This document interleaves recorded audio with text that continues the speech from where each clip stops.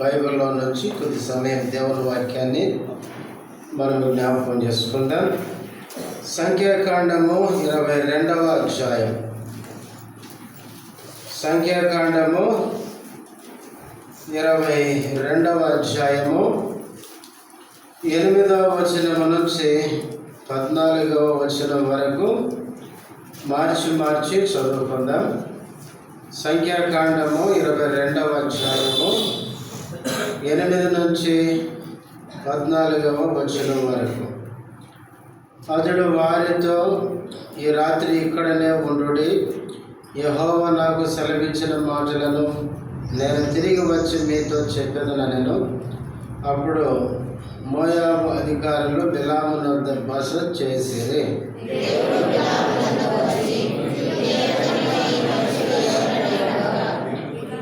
బిలాము దేవునితో ఇట్లనెను, సిప్పోరు కుమారుడైన బాలాకను మోయాబు రాజు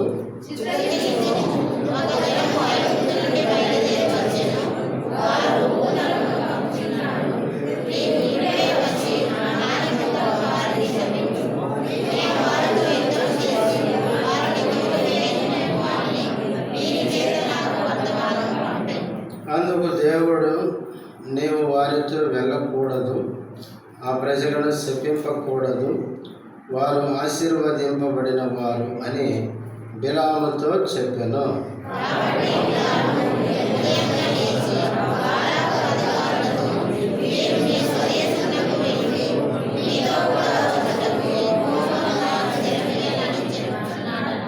పద్నాలుగవ వచనం అందరం కలిసి చదువుదాం. మోయాబు అధికారులు లేచి బాలాకు వద్దకు వెళ్ళి బిలాము మాతో కూడా రావాలని ప్రార్థన చేసుకుందాం.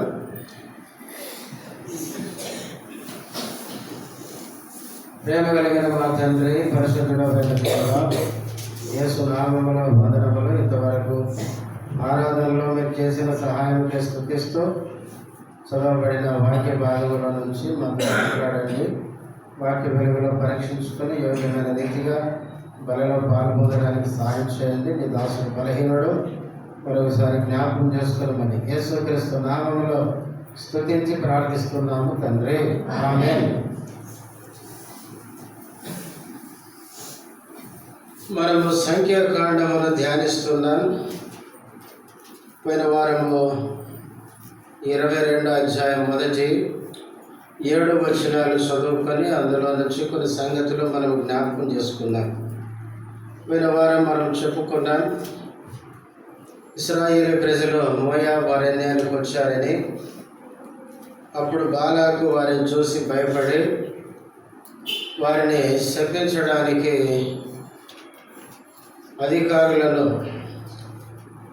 బిలాము దగ్గరికి పంపించాడు అని మనం పోయిన వారం చెప్పుకున్నాం. ఇప్పుడు పంపించినప్పుడు 8వ వచనం చదవండి.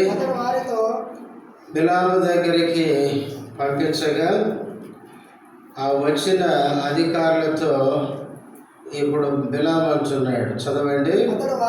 వారితో ఈ రాత్రి ఇక్కడనే ఉండుడి, యెహోవా నాకు సెలవిచ్చిన మాటలను నేను తిరిగి వచ్చి మీతో చెప్పేదనెను.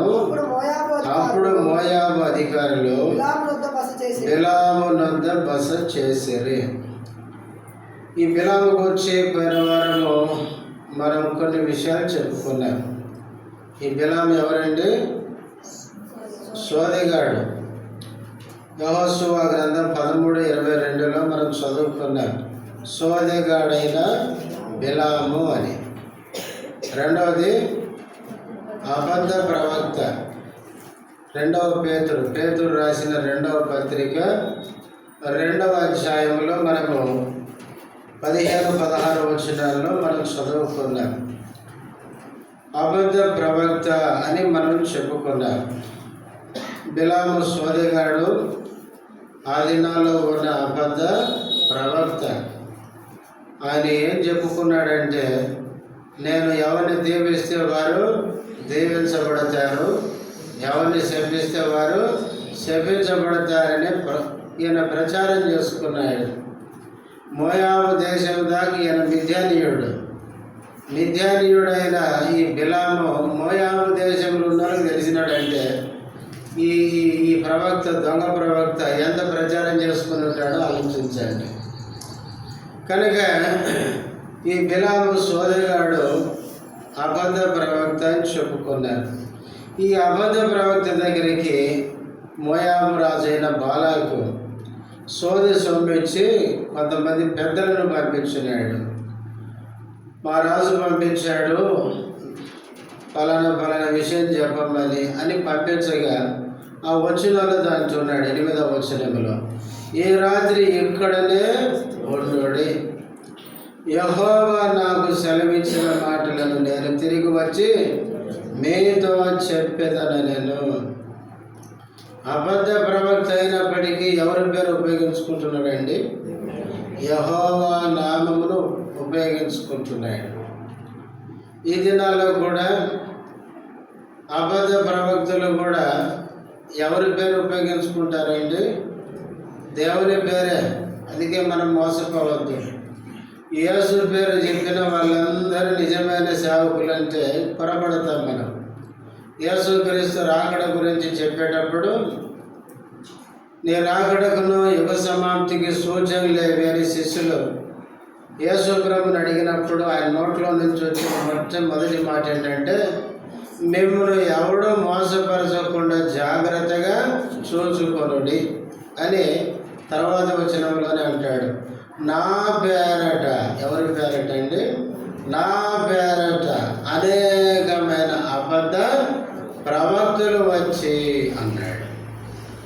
యేసుక్రీస్తు ఆ మాట చెప్పినప్పుడు మనం ఎంత జాగ్రత్తగా ఉండాలో ఆలోచించండి. వచ్చే అబద్ధ ప్రవక్తలందరూ ఎవరి పేరు చెప్తారండి?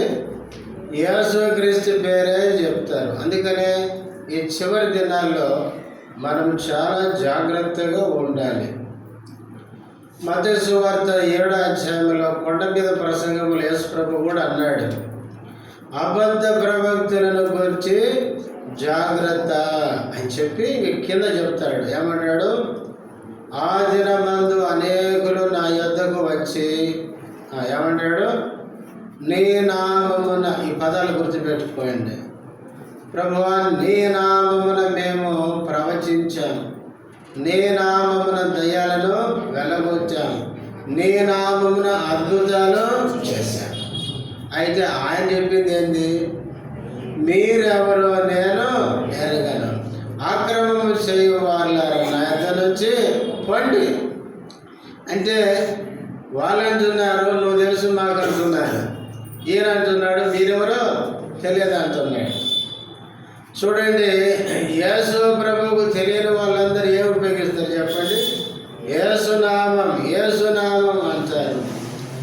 యేసునామం చెప్పిన వాళ్ళందరూ కూడా నిజమైన దేవుని ప్రవక్తలు కారని బైబిల్ చెబుతుంది కనుక మనం నమ్మాల్సిందే. కాబట్టి ప్రియులారా, సంఖ్యాకాండం 22వ అధ్యాయంలో ఆ దినాల్లో బిలాము ప్రవక్త, ఈయన అబద్ధ ప్రవక్త, ఈయన ఏం చెప్తున్నాడంటే బాలాకు పంపించిన వారితో ఏమంటాడు? మీరు ఇక్కడే ఉండండి, ఈ రాత్రి నేను ఎక్కడికి పోతాను? దేవుని దగ్గరికి పోతాను. చూడండి ఎంత మంచిగా చెప్తున్నాడు కదా. నేను దేవుని దగ్గరికి పోయి యెహోవా నాకు ఏం సెలవిస్తాడో వచ్చి మీకు తెలియజేస్తాను. ఈ దినాలు కూడా ఉన్నారు. ఏమంటారు? మీరు మా కాడికి రండి, ఈ రాత్రి ఇక్కడే ఉండండి, నేను ఎక్కడికి పోతా? లోపలికి పోతా, పొద్దునొచ్చి నీకు చెప్తాను. అందుకే జాగ్రత్తగా ఉండాలి ప్రియులారా. ఇవన్నీ బైబిల్ ఎందుకు దేవుడు రాయించినారంటే చివరి దినాల్లో మనం మోసపోకుండా జాగ్రత్త పడడానికి.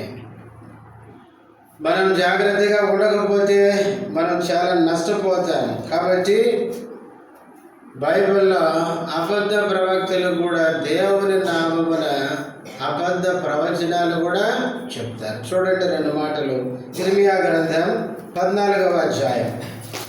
ఇర్మియా గ్రంథం 14వ అధ్యాయం 14వ వచనం. యెహోవా నాతో ఇట్లా నేను ప్రవక్తలు నా నామమును బట్టి అబద్ధములు ప్రకటించుచున్నారు. నేను వారిని పంపలేదు, వారికి ఆజ్ఞయలేదు, వారితో మాట్లాడలేదు. వారు అసత్య దర్శనమును, శకునమును, మాయాతంత్రమును, తమ హృదయమున పుట్టిన వంచనను ప్రకటన చేయుచున్నారు. ఈ మాటలు మీరు బాగా గమనించాలి. వాళ్ళు చెప్పేది ఎక్కడి అంటే అసత్య దర్శనం. ఈ పదాలు మీరు గుర్తుపెట్టుకోవాలి. వాళ్ళు చూసేది శకునం, వాళ్ళు తెలుసుకునేది మాయా తంత్రం, వాళ్ళు చెప్పేది హృదయంలో పుట్టే వంచన. ఈ పదాలు మీరు గుర్తుపెట్టుకోవాలి. వీటిని తెచ్చి యెహోవా ప్రవచనాలని చెప్తారంట, దేవుని నామముననే ప్రకటన చేస్తారంట. అందుకే ఇర్మియా ప్రవక్త అంటున్నాడు, యెహోవా నాకు చెప్పినాడు. నిజమైన ప్రవక్త ఇర్మియా. ప్రవక్తలు ఏం చేస్తున్నారంటే వాళ్ళు అసత్య దర్శనాలు, అసత్య శకునాలు, మాయా తంత్రాలు, వాళ్ళ హృదయంలో పుట్టిన వంచన అంటే మోసగించే విషయాలు తెలుసుకొని వచ్చి నా పేరిట అబద్ధాలు చెప్తున్నారు, అబద్ధ ప్రవచనాలు. తర్వాత ఇదే ఇర్మియా గ్రంథం 25వ అధ్యాయం. ఇర్మియా గ్రంథం 25వ అధ్యాయం 25వ అధ్యాయము, క్షమించండి, 23వ అధ్యాయం 25వ వచనం. కలగంటిని అని చెప్పొచ్చు, నా నామమున అబద్ధములు ప్రకటించు ప్రవక్తలు పలికిన మాట నేను విని ఉన్నాను. ఇక్కడ కూడా చూడండి, అబద్ధ ప్రవక్తలంట వచ్చి ఏం చెప్తారు, కలగంటిని.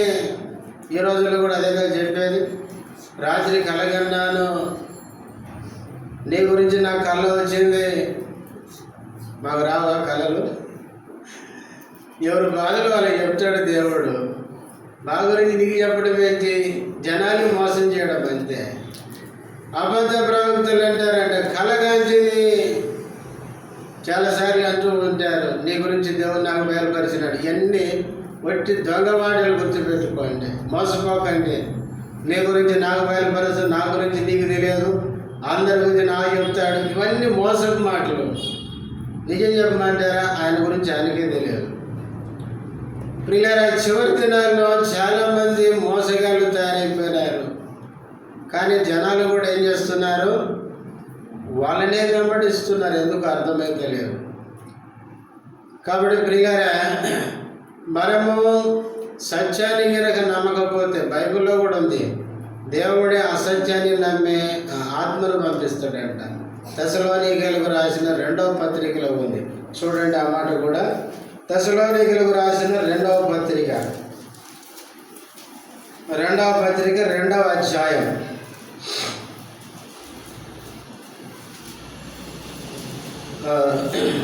11-12 వచనాలు.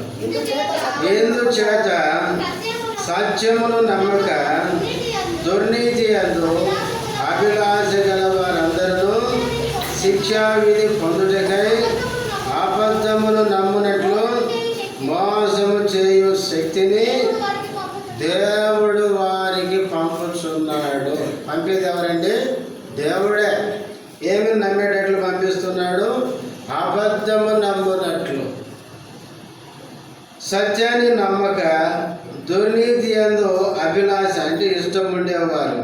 అంటే సత్యం చెప్తే నాకు వద్దు, సత్యం చెప్తే నాకు అవసరం లేదు, నువ్వు ఎంత చెప్పు నాకు వదిలే వద్దంటే ఇంకా దేవుడు చూసి అంటాడంట, ఇప్పుడు అబద్ధం నమ్మాలని కూడా కాబట్టి దాని మీద అభిలాష ఉంది కాబట్టి ఇంక వాడిని సత్యం కాకుండా అబద్ధము నమ్మున్నట్లు మోసం చేసే శక్తి అంటే ఇది ఆత్మే కదా.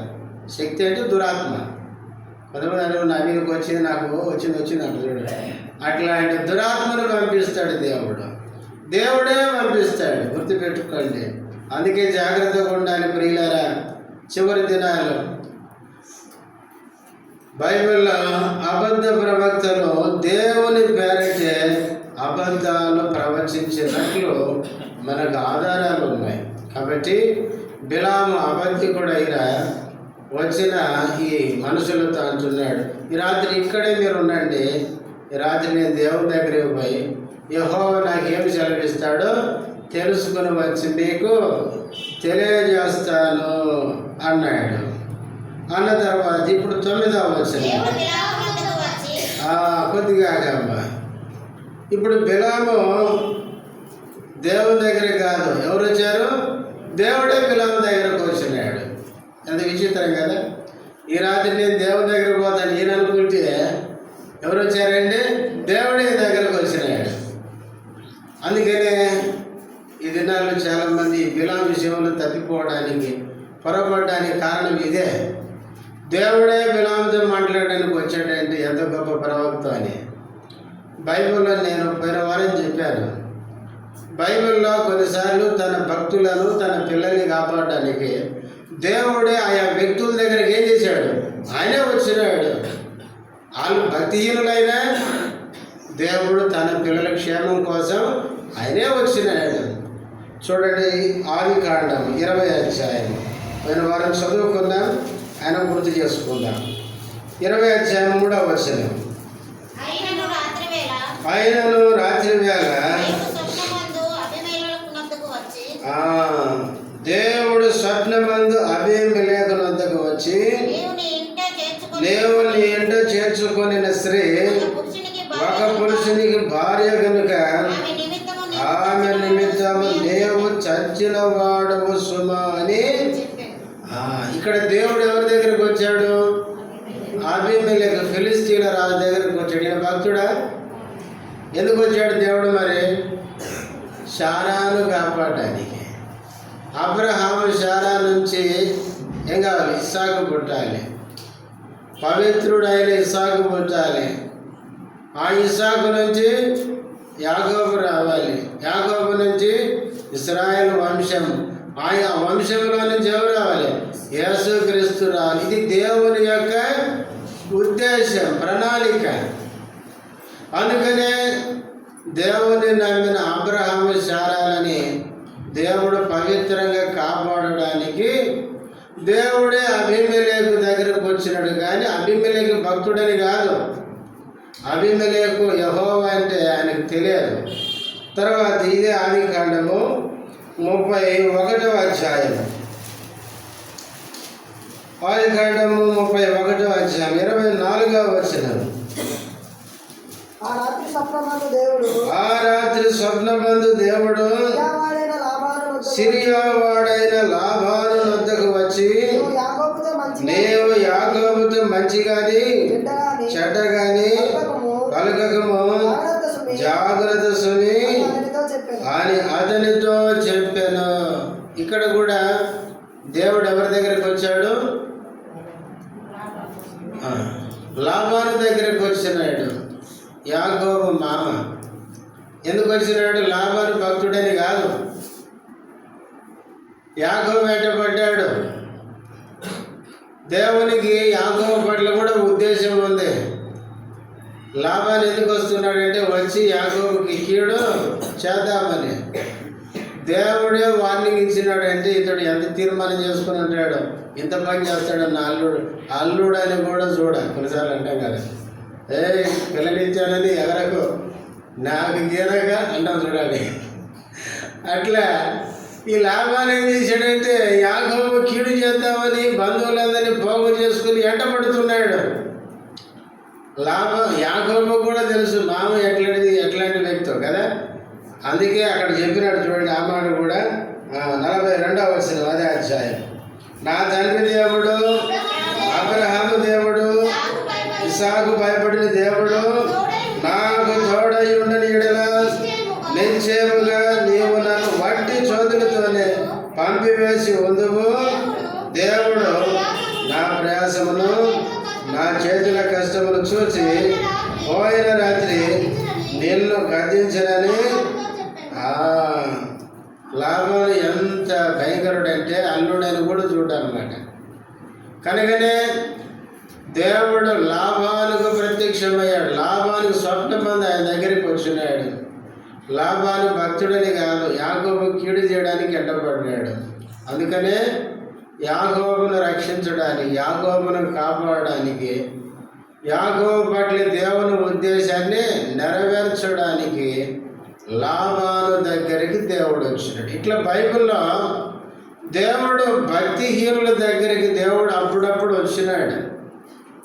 అట్లాగే ఇప్పుడు బిలాము రెడీ అయినాడు. దేనికి? దేవుని ప్రజలు శపించడానికి. నా ప్రజలనే శపిస్తావా, నేనే వస్తానని వచ్చినాడు దేవుడు, అంతే. కాబట్టి దేవుడే లాభాను దగ్గరికి వచ్చినాడు. ప్రియులారా, బిలాము దగ్గరికి. బిలాము భక్తుడని కాదు, దేవుడే వచ్చి ఏమన్నాడు చెప్పండి? 9వ వచనం, నీ యొద్దనున్న ఈ మనుషులు దేవుడు అడుగుతున్నాడు. ఇప్పుడు రాత్రి బస చేయమని చెప్పినావే, అన్నీ రెడీ చేసి ఇక్కడే ఉండండి అని చెప్పిన వాళ్ళు ఎవరు అని అడుగుతున్నాడు. అంటే దేవునికి తెలియదా అండి వాళ్ళు ఎవరు? బైబిల్లో ఒక మనిషిని దేవుడు ఒక ప్రశ్న అడిగాడంటే దేవునికి తెలియక అడిగినట్టు కాదు. ఆదికాండం 3:9 వచనంలో దేవుడు ఆదాముని అడిగినాడు, ఆదామా నువ్వు ఎక్కడా అన్నాడు. అంటే ఆదాము ఎక్కడున్నాడో తెలియదు దేవునికి. అదే ఆదికాండం 4:9 అంటాడు, కయ్యను నీ తమ్ముడైన హేబేలు ఎక్కడ?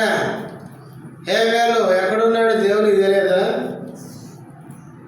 అదే ఆదికాండం 18:9 వచ్చినప్పటికి ఈ 9 గుర్తుపెట్టుకోండి మీరు. 9, 3, 9, 4, 9, 18, 18:9లో నీ భార్య అయిన శారాయి ఎక్కడ? అంటే శారాయి గుడారంలో ఉందని తెలియదు దేవునికి. అదేవిధంగా రాజుల మొదటి గ్రంథం 19:9 ఈ 9 గుర్తుపెట్టుకొని చెప్పిన. అక్కడ అంటాడు, ఏలియా నువ్వు ఇక్కడేం చేయించున్నావు అంటాడు. ఏం చేస్తున్నాడు తెలియదా? ఆమె చంపుతుందని పారిపోయి కరిమేల పర్వతంలో దాక్కుంటే దేవుడు ప్రత్యక్షమే అడుగుతాడు, ఏలియా ఇక్కడేమి నువ్వు ఇక్కడేం చేస్తున్నావు అన్నాడు. ఇట్లా మనుషులను దేవుడు ప్రశ్నించినాడంటే వాళ్ళ గురించి దేవునికి ఏమి తెలియదని కాదు. కొన్నిసార్లు టీచర్లు అడుగుతారు కదా పిల్లల్ని, అరే 5 రన్లు ఎంతరా అని అడుగుతారు. అంటే టీచరు నీకు రాదంటే టీచర్కి రాక కాదు, వీరికి ఏమొచ్చో తెలుసుకోవడానికి వాని నోటితో చెప్పించాలని. అట్లాగే దేవుడు బిలామును నీ దగ్గరకు వచ్చిన వీళ్ళు ఎవరు అన్నాడంటే బిలాముతోని వాళ్ళు ఎవరో చెప్పించడానికి. ప్రియులారా, మన జీవితంలో దేవుడు మనల్ని ఏదైనా ఒక ప్రశ్న అడిగాడు అనుకోండి, దేవునికి ఏమీ తెలియదని కాదు. బైబిల్లో దావీదు అంటాడు, నేను కూర్చుండుట, నేను లేచుట, నా చర్యలు, నా పడక నడక, నా చర్యలన్నీ నీకు బాగుగా తెలియను అంటాడు. నోటికి మాట రాకమునిపే ఏం మాట్లాడుతామో కూడా దేవునికి తెలుసు. రేపు నువ్వేం చేస్తావో చెప్పమని కూడా చెప్తాడు దేవుడు. పేతురు ఏమన్నాడు, ఈ రాత్రే నువ్వు నన్ను ముమ్మారు బొంకనంటావు అని ముందే చెప్పినాడు. యేసుక్రీస్తు జరగబోయేటివి కూడా చెప్తాడు. అందుకే బైబిల్లో భవిష్యత్తులో ఏం జరుగుతాయో కూడా దేవుడు రాయించున్నాడు. దేవునికి అన్నీ తెలుసు, కానీ కొన్నిసార్లు మన నోటితో చెప్పియడానికి మనను క్వశ్చన్ చేస్తాడు అన్నమాట. అందుకే ఆయన అడిగితే ఆయన ఏమన్నాడు? 10వ వచనం, బిలాము దేవునితో ఇట్లనెను, సిప్పోరు కుమారుడైన బాలాకను మోయాబు రాజు చిత్తగించుము, ఒక జనము ఐగుప్తులో నుండి బయలుదేరి వచ్చెను, వారు భూజలము కప్పుచున్నారు, నీవు ఇప్పుడే వచ్చి నేను వారితో యుద్ధము చేసి వారిని తోలివేయుదునేమో అని వీరి చేత నాకు వర్తమానము పంపెను. దేవునితో అడిగిన ప్రశ్నకి సమాధానం ఎంత ఎక్స్ప్లెయిన్ చేసినాడు. ఐగుప్తులో నుండి ఒక జనం వచ్చింది, ఇంత చెప్పాలి దేవునికి. అందుకే దేవునికి సమాధానం చెప్పేటప్పుడు కరెక్ట్గా సూటికి చెప్పాలి. మన వివరణ దేవునికి ఏమి అవసరమో, ఆదామా నువ్వు ఇక్కడ ఏం చేస్తున్నావు అంటే, తోటలో నీ స్వరం వినినప్పుడు కవిత్వం మొదలు పెట్టాలి. కొన్నిసార్లు మనం ఏం చేస్తాము, కొన్నిసార్లు మనను దేవుడు మనల్ని ప్రశ్నించాడు అనుకోండి, నువ్వెందుకు ఆదివారం మందిరానికి రాలేదు అన్నాడు అనుకోండి, నేను ఎందుకు రాలేదంటే అని మొదలు పెడతాను. అసలు విషయం చెప్పాము కదా. దేవుని దగ్గర మన ఎక్స్ప్లెనేషన్ అవసరం లేదు, వివరణ అవసరం లేదు. ఎందుకంటే అంత తెలిసిన వ్యక్తి ఆయన. నువ్వెందుకు రాలేదు తెలిసి అడుగుతున్నాడు కాబట్టి ఎందుకు రాలేదంటే అని ఆ రీజన్ అంతా పొడిగించి చెప్పాల్సిన పని లేదు. అయితే బిలాము ఏం చేశాడు, ఈ కథ అంతా చెప్పిన తర్వాత వాళ్ళని శపించడానికి ఆ బాలాకు ఈ మనుషులు పంపించినాడు అని చెప్పినాడు. చెప్పిన తర్వాత ఇప్పుడు దేవుడు అంటాడు 12వ వచనం, అందుకు దేవుడు నీవు వారితో వెళ్ళకూడదు, ఆ ప్రజలను శపింపకూడదు, వారు ఆశీర్వదింపబడిన వారు అని బిలాముతో చెప్పడానికి వచ్చినాడు దేవుడు ఆయన దగ్గరికి. ఎందుకు వచ్చాడు బిలాము దగ్గరికి అంటే, వీళ్ళెవరు అని అడిగి ఆయనతో అన్ని విషయాలు చెప్పిన తర్వాత ఇప్పుడు ఏం చెప్పాలనుకుంటున్నాడు దేవుడు, నువ్వు ఏం చేయొద్దు, వారితో వెళ్ళకూడదు, ఆ ప్రజలను శపింపకూడదు, వారెవరంటే నేను ఆశీర్వదించిన ప్రజలు. నిజంగా దేవుడు ఎంత మంచివాడండి. ఇప్పటి వరకు మనం సంఖ్యాకాండం ధ్యానిస్తే మీకేం అర్థమైంది చెప్పండి. ఈ ప్రజలు ఎట్లాంటి వాళ్ళు, అనేక సార్లు దేవునికి అవిధేయత చూపించిన వాళ్ళు, దేవుని మీద సనిగిన వాళ్ళు. అయినా దేవుడు వీళ్ళని రక్షించడానికి ఏం చేశాడంటే, బిలాము దగ్గరకు వచ్చి ఆ ప్రజలు నేనెవరిని ఆశీర్వదించిన వాళ్ళు, నేను ఆశీర్వదించిన ప్రజలు వాళ్ళు అని వాళ్ళని రక్షించడానికి దేవుడే వచ్చాడంటే నిజంగా దేవుడు ఎంత మంచి దేవుడో చూడండి. ప్రియులారా, అందుకే బైబిల్లో ఉంది 121వ కీర్తన 4వ వచనం, ఇశ్రాయేలును కాపాడువాడు కునుకడు నిద్రపోడు. ఇశ్రాయేలు ప్రజల మీదకి ఎవరన్నా రావాలనుకుంటే, వారికి ఎవరైనా కీడు చేయాలనుకుంటే ఎవరు వస్తారంటే వాళ్ళ దగ్గరికి దేవుడు వస్తాడు. దేవుడు వారిని రక్షిస్తాడు. అందుకే దేవుడు ఇశ్రాయేలు ప్రజల్ని, అందుకే ద్వితీయోపదేశకాండం 32:10 అంటాడు, నేను వారిని కనుపాప వలె కాపాడి తిని అంటాడు. దేవుడు వారిని ఎట్లా కాపాడుకున్నాడంటే, ఎవరు వారికి ఏ కీడు చేయకుండా ఎంతో జాగ్రత్తగా కాపాడుతొస్తున్నాడు. వీరు దేవుని మీద తిరుగుబాటు చేస్తున్నా, అవిధేయత చూపిస్తున్నా, దేవుడు వీరి పక్షంగా నమ్మకమైన దేవుడుగా ఉన్నాడు. ఇలా ఈరోజు వరకు నీవు నేను క్షేమంగా ఉన్నామంటే మనం మంచోళ్ళమని కాదు, మంచోళ్ళమండి. మనం ఎన్నోసార్లు దేవుని మాటకి అవిధేయత చూపించిన వారు, ఎన్నోసార్లు దేవుని మీద తిరుగుబాటు చేసిన వారు, అయినా ప్రేమ కలిగిన దేవుడు, మనల్ని రక్షించిన ఆ దేవుడు. ప్రియులారా, మనం అవిధేయులమైనప్పటికీ, లోబడని వాళ్ళమైనప్పటికీ మనను దేవుడు ఏం చేస్తున్నాడు, పట్టించుకుంటున్నాడు. ఏదైనా మనకు నష్టం జరగకపోతే దేవుడే మన పక్షంగా ఆయన రంగంలోకి దిగి మనల్ని రక్షిస్తున్నాడు.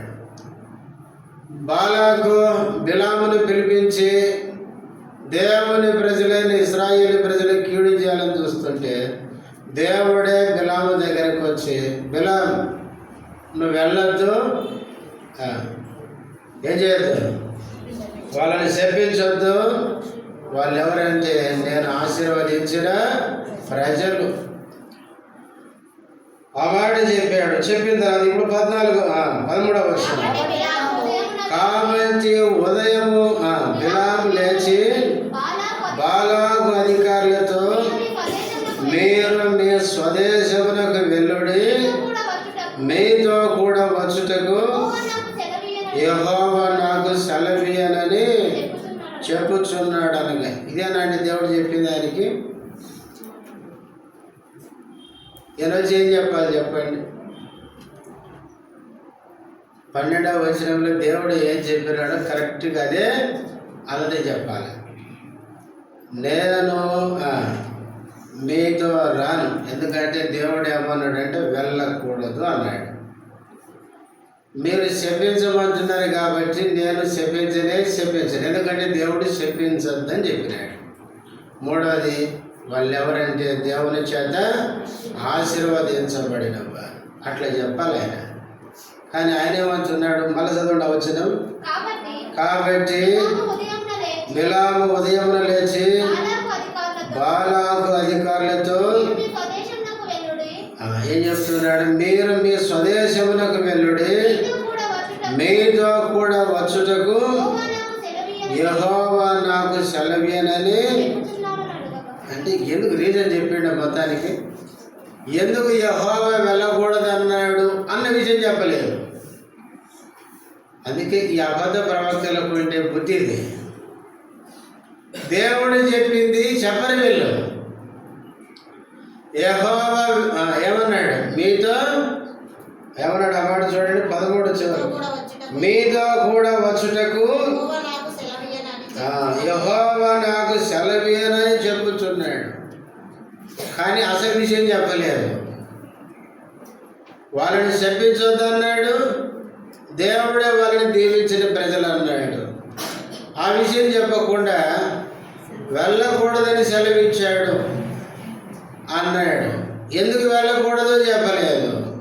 ప్రియులారా, బైబిల్లో దేవుడు ఏ మాట అయితే చెబుతాడో ఆ మాట ఉన్నది ఉన్నట్టే మనం ఏం కావాలి? చెప్పుకోవాలి. బైబిల్లో దేవుడు అన్నాడు, దేవుని మాటలకి మనమేమి చేర్చకూడదు. చూడండి, ద్వితీయోపదేశకాండం త్వరగా ముగించుకుందాం. 2 మాటలు చూడండి. 4వ అధ్యాయం 2వ వచనం. నీ దేవుడైన యెహోవా ఇచ్చిన ఆజ్ఞలను ఆజ్ఞాపించుచున్నాను, వాటిని గైకొనుట యందు నేను మీకు ఆజ్ఞాపించిన మాటతో కలపకూడదు, తీయకూడదు. కలపకూడదు, తీయకూడదు. తర్వాత 12వ అధ్యాయం ద్వితీయోపదేశకాండము 12వ అధ్యాయం 12వ అధ్యాయము 32వ వచనం.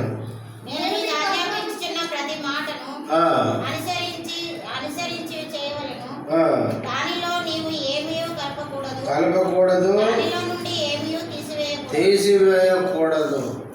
దేవుని మాటల్లో నుంచి మనం ఏది తీయకూడదు, ఏమి కలపకూడదు. ప్రకటన 22 మనకు తెలుసు కదా, చివరిలో ఉంటుంది. ఈ ప్రవచన వాక్యములకు ఏది కలపదు, తీసేస్తే ఈ గ్రంథములో ఉన్న శాపాలని వాళ్ళకి వస్తాయన్నమాట. కాబట్టి దేవుని మాటల విషయంలో మనం చాలా జాగ్రత్తగా ఉండాలి. ఎందుకంటే సొలొమోను కూడా ఈ మాట చెప్పినాడు. చూడండి, సామెతలు 30వ అధ్యాయం, సామెతలు 30వ అధ్యాయము 6వ వచనం. ఆయన మాటలతో ఏమీ చేర్చకము, ఆయన నిన్ను గద్దించునేమో. ఆయన మాటలతో మనం ఏమీ చేర్చకూడదు. చేరిస్తే ఆయన మనల్ని ఏం చేస్తాడు? గద్దిస్తాడు. ఎందుకు ఆయన మాటలతో చేర్చకూడదంటే 5వ వచనంలో చెప్తున్నాడు, దేవుని మాటలన్నీ అందులో పుట్టం ఎందుకు వేస్తాం చెప్పండి? ఇప్పుడు బంగారాన్ని కంసాలు పుట్టం వేస్తాడు. ఎందుకు? అందులో ఉన్న అంత వేస్టేజ్ అంతా తీసేసిన తర్వాత సరైంది అవసరమైనది పక్క తీయడానికి. అట్లాగే వాక్యంలో ఏ లోపము లేదు, అది పుట్టమే పడింది. అందుకని చూడండి, దావీదు అంటాడు 119వ కీర్తన 119వ కీర్తన 140వ వచనం. నీ మాట మిక్కిలి స్వచ్ఛమైనది, అది నీ సేవకునికి ప్రియమైనది. దేవుని మాట మిక్కిలి, మామూలు కాదు. ఎంత స్వచ్ఛమైందంటే మిక్కిలి స్వచ్ఛమైంది. ఇదే కీర్తన 12 అధ్యాయం, కీర్తనలు 12 6వ వచనం. యెహోవా మాటలు పవిత్రమైనవి, యెహోవా మాటలు పవిత్రమైనవి, మట్టి మూసలో 7 మార్లు, అవి మట్టి మూసలో 7 మార్లు కలిగి ఊదిన వెండి అంత ఊదిన వెండి అంత పవిత్రములు. దేవుని వాక్యం మామూలుగా రాలే. దేవుని వాక్యం అంటే మట్టి మూసలో 7 సార్లు కలిగి ఊది వెండిని తీస్తారు చూడండి, అంతకంటే పవిత్రమైన అంట. మరి దీనికి మనం చేసేది ఏముంది చెప్పండి? దేవుడే ఎంత పవిత్రమైన మాటలు గ్రంథములో రాసి ఉండగా వాటితో మన మాటలు చేర్చడం ఎంత అపవిత్రం కదా. అయితే ఈ బిలాము ఏం చేశాడంటే దేవుడు చెప్పింది చెప్పినట్టుగా చెప్పకుండా ఆయన వచ్చి ఏమన్నాడంటే, మీ దేశానికి మీరు వెళ్ళండి, మీతో రావడానికి దేవుడు నాకు సెలవియలేదు అన్నాడు.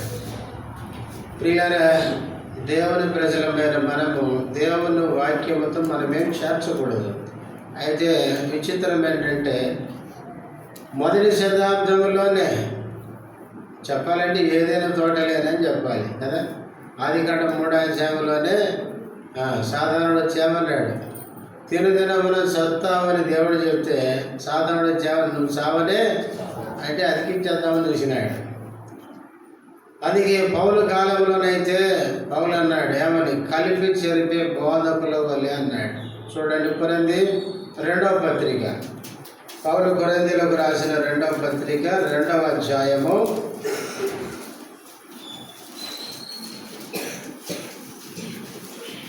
17వ వచనం. కావున ఇట్టి సంగతులకు చాలిన వాడెవడు, ఈ మాట చూడండి, మేము దేవుని వాక్యమును కలిపి చెరిపెడు అనేకుల వలె ఉండక నిష్కాపట్యము గలవారమును దేవుని వలన నియమింపబడిన వారమున ఉండి క్రీస్తునందు దేవుని ఎదుట బోధించుచున్నాము. పౌలు ఏమంటున్నాడు, మేము ఎట్లా బోధిస్తున్నామంటే దేవుని ఎదుట బోధిస్తున్నాం. మా బోధ ఎట్లాంటిది కాదు, కల్తీ లేని బోధ. పౌలు కాలంలోనే దేవుని వాక్యాన్ని ఏం చేస్తున్నారంటే కలిపి చెరుపుతున్నారు. ప్రియులారా, దేవుని వాక్యం ఈ దినాల్లో చాలా కలపబడింది, చెరపబడింది. అందుకనే చివరి దినాల్లో మనము చాలా జాగ్రత్తగా ఉండాలి. ఎప్పుడైతే ఈ అబద్ధ ప్రవక్త అయిన బిలాము అసలు దేవుడు మాట్లాడిన సత్యం చెప్పకుండా మీ దేశానికి వెళ్ళండి, మీతో వెళ్ళడానికి దేవుడు సెలవీయలేదు అన్నాడు, కానీ ఎందుకు సెలవీయలేదు అసలు విషయం చెప్పలేదు. చెప్పకపోయేసరికి ఇప్పుడు 14వ వచనం, మోయాబు అధికారులు లేచి బాలాకు వద్దకు వెళ్ళి, బిలాము మాతో కూడా రానుల్లడాయను అని. వీళ్ళు కూడా వెళ్ళేం చెప్పారంటే బిలాము మాతో రావడానికి ఇష్టపడలేదని చెప్పారు. కారణం చెప్పారా? అందుకే కిందికి వచ్చే వాళ్ళని చూద్దాం. మళ్ళా సెకండ్ బ్యాచ్ని పంపించినాడు. అసలు విషయం చెప్పింటే 2వ బ్యాచ్ వస్తుందా? చాలాసార్లు ప్రియులారా, మనం కూడా ఇట్లాగే ఉంటాం. మనము దేవుడు ఏది మనతో మాట్లాడితే అదే మనం చెప్పాలి, ఉన్నది ఉన్నట్టు మనం చెప్పుకోవాలి. దేవుని మాటలు మనము కొన్ని దాచిపెడితే మనం నష్టపోతాం. అందుకే పౌలు అన్నాడు, ఎఫెసీ సంఘ పెద్దలను పిలిచి ఏమన్నాడంటే, నేను దేవుని విషయాన్ని ఏది దాచుకోలేదు. చివరికి అమ్మాట చదవని ముగించుకున్నాను. అపోస్తలుల కార్యములు 20వ అధ్యాయం, అపోస్తలుల కార్యములు 20వ అధ్యాయము చూడండి, ఎన్నో వచనం,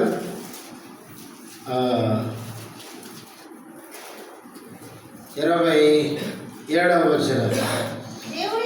దేవుని సంకల్పమంతయు మీకు తెలపకుండా పౌలుకు దేవుడు ఏదైతే బయలుపరిచాడో అంత తెలిపాడంట. ఏది ఏం కాలేదు, దాచుకోలేదు. పిల్లరా పౌలుకి ఏదైతే బయలుపరిచి, అందుకే బైబిల్లో కొన్నిసార్లు చూడండి ఏమంటాడంటే, నేను మీకు అప్పగించినది నేను ప్రభువు వల్ల పొందింది. పౌలుకు దేవుడు ఏదైతే ఆ ప్రత్యక్షత అనుగ్రహించాడో, దేవుడు ఏదైతే బయలుపరిచాడో, పౌలుకి ఏదైతే నేర్పించాడో దాన్ని సంఘానికి దాచకుండా బోధించాడు, తెలియజేశాడు. కాబట్టి మనం ఏదైతే నేర్చుకుంటామో, దేవుడు ఏదైతే మనకు నేర్పిస్తాడో, బోధిస్తాడో అది మనము ఉన్నది ఉన్నట్టు ఇతరులకి మనం బోధించాలి. మనం అలా చెప్పకుండా దాచిపెడితే ఏమైంది? మనతోనే పోదు, మనమే శాశ్వతంగా కదా. మనం ఈరోజు చచ్చిపోయినాం అనుకోండి, దేవుడు మనకు నేర్పించిన ఇతరులకి నేర్పించాలి. కాబట్టి మనం ఎప్పుడూ గుర్తుపెట్టుకోవాలి, ఒక దినం దాటామంటే దేవుని కృపతో బ్రతుకుతుంది కనుక దేవుడు మనకు నేర్పించిన ఇతరులకు నేర్పిస్తే వాళ్ళు నేర్చుకుంటారు, వాళ్ళు ఇతరులకు నేర్పిస్తాడు. కాబట్టి ఈ బిలాము ప్రవక్త ఇలా చేసిన పని ఏంటంటే, దేవుడు అడిగితే చెప్పాడు. చెప్పిన తర్వాత వెళ్ళకూడదు, శపించకూడదు, వారు ఆశీర్వదించిన ప్రజలు అంటే ఆ విషయాన్ని దాచిపెట్టాడు కనుక వాళ్ళు వెళ్ళారు, రాజుతో చెప్పారు. ఆ రాజు అనుకున్నాడు ఏమని, నేను పంపించిన వాళ్ళు కొంచెం చిన్నోళ్ళేమో, పంపించిన గిఫ్ట్ చిన్నదేమో అనుకున్నాడు. తర్వాత కింది చదివితే ఇంకా ఘనత వహించిన వాళ్ళని పంపించినాడంట. ఇంకా బహుమానం ఏం చేసినాడు, ఇంకా గొప్పదించి పంపించినాడంట. అర్థమైంది?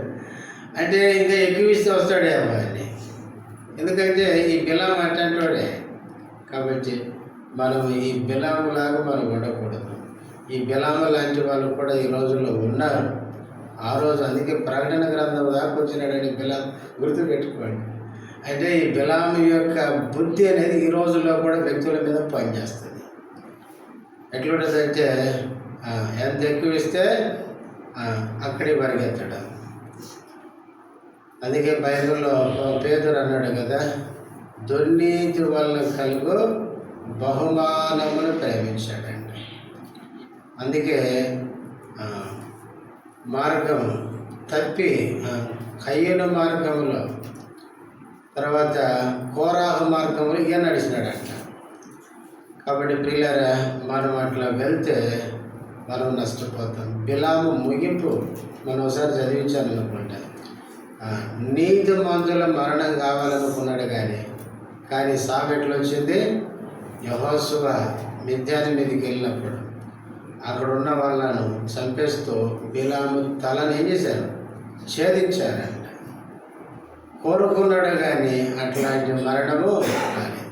ఎందుకంటే బిలాము దేవుడు మాట్లాడినా కూడా బుద్ధి మారలేదు. ప్రార్థన చేసుకుందాం. మోకరించండి.